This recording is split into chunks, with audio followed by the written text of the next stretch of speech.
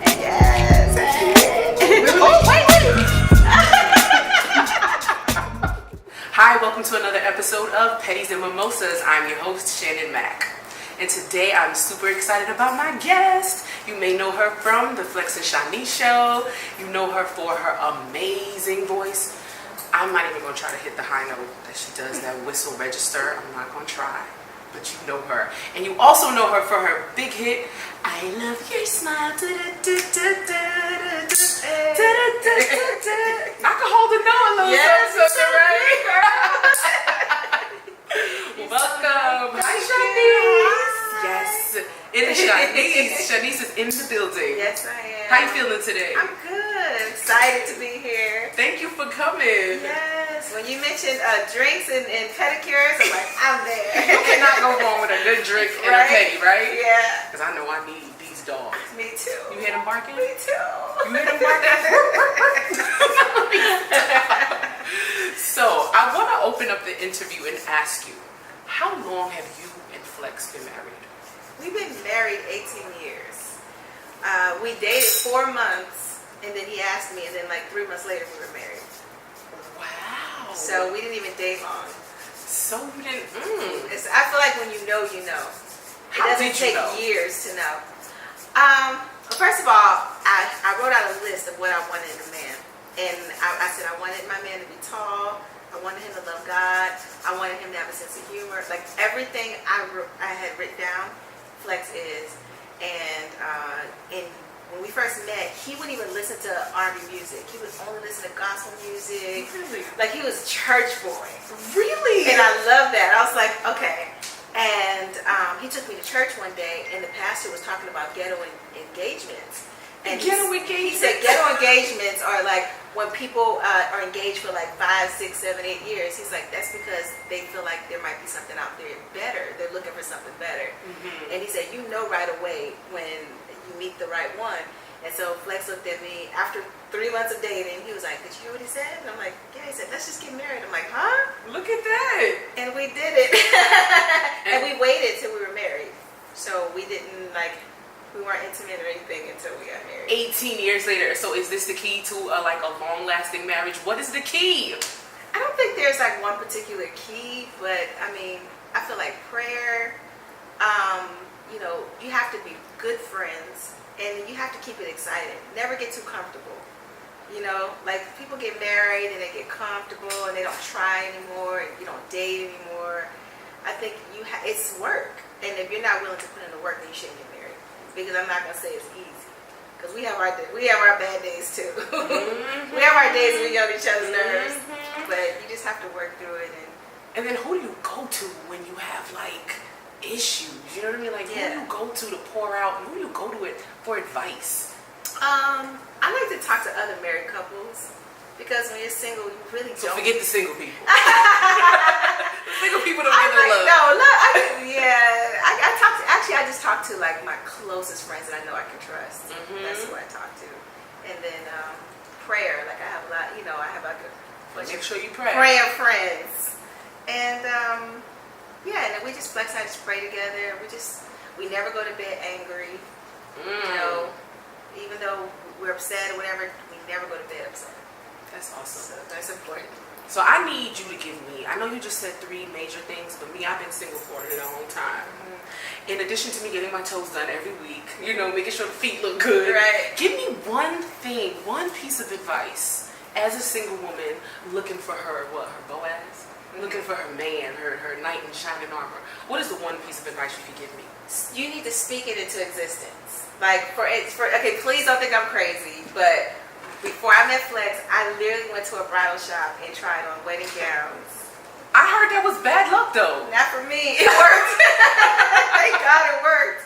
Wow. I tried on wedding gowns, and then I went and looked at rings and all that. So you knew. I knew.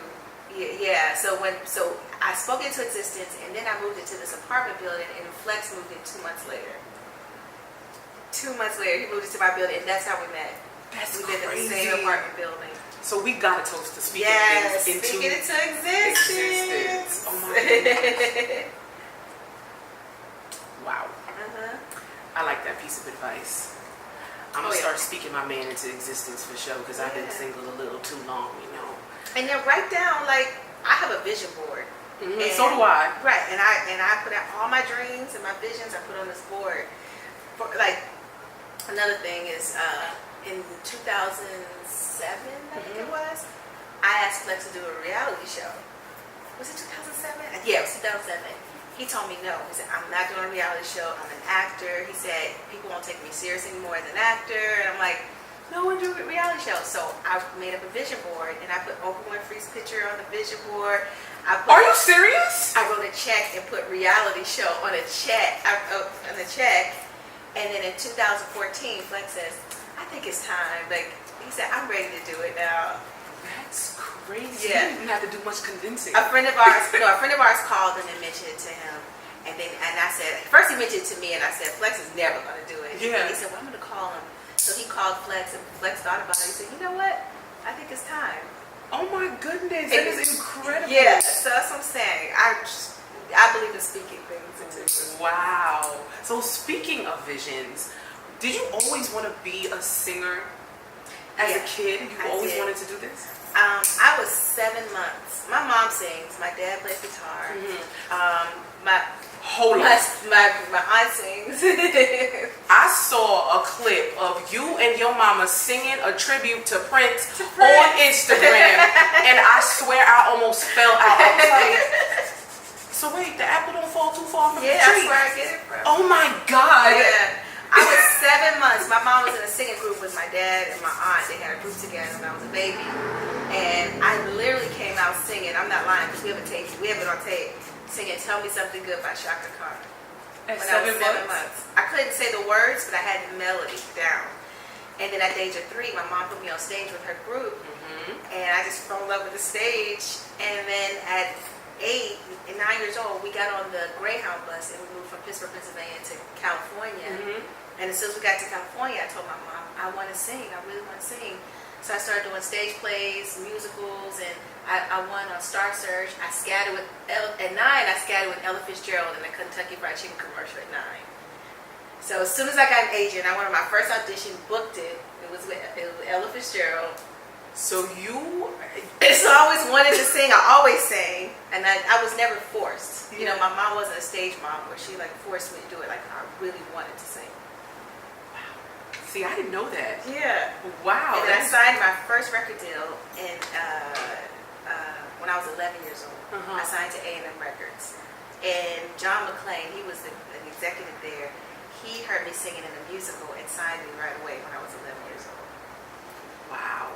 So, you've been in the game for, oh my God. Over 30 years. Over 30 years. Was it everything you expected it would be 30 years later? The industry, is it what I expected to be? And your career, everything. Everything. I didn't expect I Love Your Smile to be as big as it was. Okay. Like, I honestly, I co-wrote it, but I didn't think, I told Gerald Busby, who was the executive at Motown at the time, he picked I Love Your Smile as the first single, and I was like, I said, no, it's too happy. I said, people are going to think I'm corny. I was like, no. Not at all. And then he argued me. He's like, no. He said, I'm not changing it. He said, that's the single, and I cried. And as soon as they put it out, it went #1 like overnight. It was #1 in like 22 countries. It's still #1 in my head. Thank you. So, but I didn't the thing that I didn't know about the industry that I don't like. It's just, I don't know. It's just cutthroat. It's like, I mean, a lot of people just see like the music videos and the glitz and the glam, but there's so much more behind the scenes. That's just not great. Like, you know, it takes the fun out of the art of it. You know. If you could do anything over, would you? I would. If I could do anything over, see, I was really shy growing up in the industry. So, shy with a voice like that, shy. like shy. No, really, I was really shy, so I didn't really speak up. Like, it might be an outfit that they had me wearing, or something that I didn't like it, but I didn't know how to say it, or I didn't want to hurt anybody's feelings and stuff. So when I think back, I'm like, dang, I wish I would have been more vocal on, what I wanted, what I didn't want, stuff like that. Are you different now? do you speak up for what you want now? Yeah, I'm much better than I'm still working on that, but I'm much better than I used to be. Yeah. So I was reading that your mom was your manager.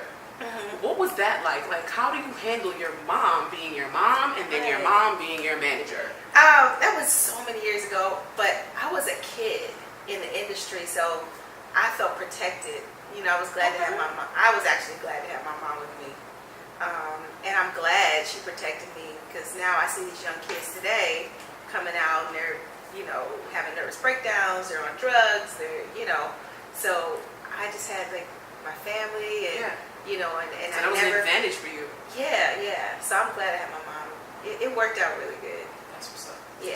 And she didn't manage me my whole career. I had a manager named Bill Dern.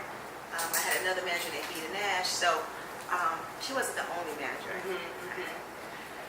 So when I look at things, and I look at when you came out, and I look at where you are now, I'm like, Shani should be way more popping, way more bigger. Like your voice, you, Mariah Carey, Minnie Riperton, and what's her name? I love Minnie Riperton.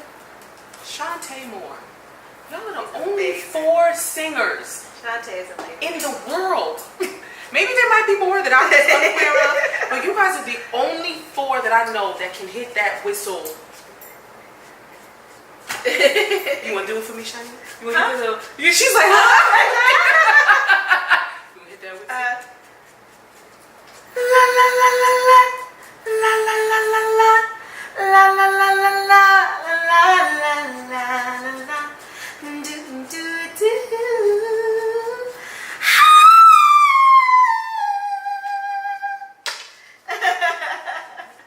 Show over. Oh my goodness. Where does that even come from? Miss Shy Girl. Shy, she lying. She ain't shy. She's lying. Dang. Thank you. And it was no effort. Like, well, I used to listen to Minnie Riperton all the time. Like, I loved her. I still love her so much that I remade "Loving You Twice" on 2 different albums. I saw it. I saw it too. A lot of people don't know this, but when I got signed at 11, but I didn't come out until I was 14.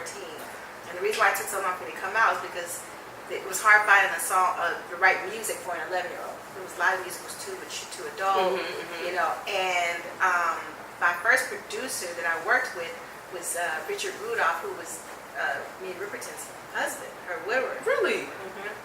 And so he, I think, wrote "Love Me" with Minnie. Okay. And he okayed me to sing it later on. Nice. But not too many other people can do that. Thank you. Thank you. So when I look at that, I'm like, what do you think happened? Like, what do you think could have been different, or like? You mean like with my career? Yeah. Like in this industry, it's really set with remember I told you I said that the industry kind of takes the fun away from it because it's so political, and you know, a lot of times it is sad to say, but I'm pretty sure what you're about to say. A lot of people try to like block you. You know, I'm just being super transparent. Like that's what we want on this right now. I'm telling you this. I can't really explain like exactly what happened, but I hear things and I've heard like, you know, a lot of people, you know, try to stop you. Try to block you. I really believe there was a lot of that going on with me.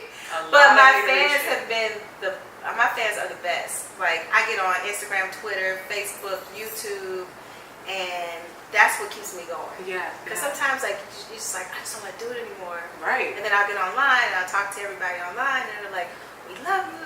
Please come back out with more music. And when I hear those comments, I'm like, okay, I'm not gonna stop. I have to. Yeah, I'm glad you did. Thank you. Because like I said, your voice is truly one of a kind. When you booked on this show, I was like, oh my God, Shanice, this puppy in the building. Oh my goodness. I was like really excited because you come from an era that I can relate to. You know, the music made sense. It made you feel good. It made you, you know, want to be in love. Where, you know, the music now is that it's no connection. It's just really no connection. Yeah. There's some really good artists out there, but for the most part, back in the day, R&B was really like popping. Yeah, for right sure. now, it's not as big as it used to be. Right. So, in Vogue SWV. Look, they're all my girls, and I love them both. I can't choose. You gotta choose. I can't. I love all of them. They're my friends too. But I grew up on both of them in Vogue. So it's a tie? Ooh. It's a tie? It's a tie, yes. It's a tie. Jodeci or Blackstreet? Put you on the spot. I love them both, but I'm a really big Jodeci fan. I love Thank Jodeci. you. Jodeci all day. You're right. Pre-drama. Pre-Jodeci drama. Right, yes. Pre-drama. Um, But I love Blackstreet too. And Mark Middleton sang at my wedding. He was in Blackstreet. oh, yeah. Mm-hmm. Nice. He sang at our wedding. Nice. So do any of your kids want to follow in your footsteps? Our daughter wants to be a singer-actress. Can she sing? She was in a singing group, and it didn't work out, and that kind of like messed her up a little bit. So for a while, she said, "I never want to sing again," and then now she like wants to do it again. Are you hesitant or fearful of your children wanting to be in the industry, knowing firsthand how cutthroat and how crazy it can be? Are you concerned? But actually, both of my kids can sing. My son can sing really good too. Really? He wants to play basketball, so I'm like, Okay. yes, get that NBA contract. Right. But yeah, I told my daughter, like, I sat her down and I said, you have to have tough skin. And I told her it's cutthroat, and I told you have to know how to deal with rejection. There's a lot of rejection in this industry. You know, even Flex, he goes out on tons of auditions, and he may not get like the first 10 auditions, and then finally he books something big, you know. I said, so you have to learn how to deal with rejection. And she was like, no, I understand, I can deal with it, So she really wants it. So I support her, but I didn't want my kids to want to be in the industry. But I'm going to support her. But if they're talented, and if that's what they want to do, that's what they want to do, then why not, right? Right. So, Shanice, do you have any new music planned for us? Yes. Yay. I'm actually with a company through Universal, and it's called Heritage. Okay. And I'm in the studio now recording some new stuff, so I'll have some out. I have a couple singles out this year. Nice. Yes, I'm excited. Please send it to me as well, because I own an internet radio station, Snack cool. Urban Radio. Plug. Okay. Yeah, so I can put it in rotation for you so people can hear your beautiful voice. I will definitely. Are you going to do put that. the on there? Yeah. I tried. Yeah, I'll do a little bit of that. Please do. Please. All right, cool. Awesome. Okay. So we're going to go a little bit deeper now. And I want to know walk me through the thought process of you deciding that, yes, I'm going to go public with sharing with people that, yes, we are bankrupt. Yes, we have fallen on hard times. Like, what made you decide to do that? Because if that was me, you know what I mean? That's great. Like, what made you decide to do that? You know what? Flex and I felt like we had a story to tell, and we wanted to go public because we wanted to help others out there who feel like there's no hope and feel like giving up. And it wasn't easy. I was very embarrassed, you know, in the beginning. I was like, God, did I make a mistake, you know? And then when I saw the commercial talking about our premiere, and then I mentioned the commercial, it's hard being a broke celebrity. My stomach like dropped, and I was like, did I make a mistake? Like, this is embarrassing. But then after it aired, you don't understand the messages, the comments that we received from the fans. And this one lady at church cried on my shoulder and told me that her and her husband lost everything, their jobs. And she said that she was about to commit suicide. And she said our show literally saved her life. So I said, okay, that was the purpose, you know. So I'm glad I did it. But in the beginning, you know what? We're going to toast to that. Yes. You being a brave, wonderful black woman. Yes. You know, bearing everything on national television for people to, you know, get something from us. I love that. So I'm just going to ask one last question. So for the highs and the lows, everything that you have gone through, what is the biggest lesson that you've learned? The biggest lesson that I've learned is that when you go through hard times, they don't last forever. You know, sometimes when we're going through it, we feel like it's never going to end and it's over. And I've learned that, you know, I went through hard times, but I made it through. So I've learned that, whatever you're going through, like a hard time, just know this, just have faith and just keep pushing, keep trying, don't easily give up because it's going to turn around, So that's what I learned. And it made me stronger. Absolutely. Because I wasn't so strong in the beginning. As a kid, growing up in the industry, I was always really shy, just a little insecure, And I feel like going through all this has made me stronger, and I feel like I'm more secure. And I see a successful, super successful woman in front of me. Thank you. For real.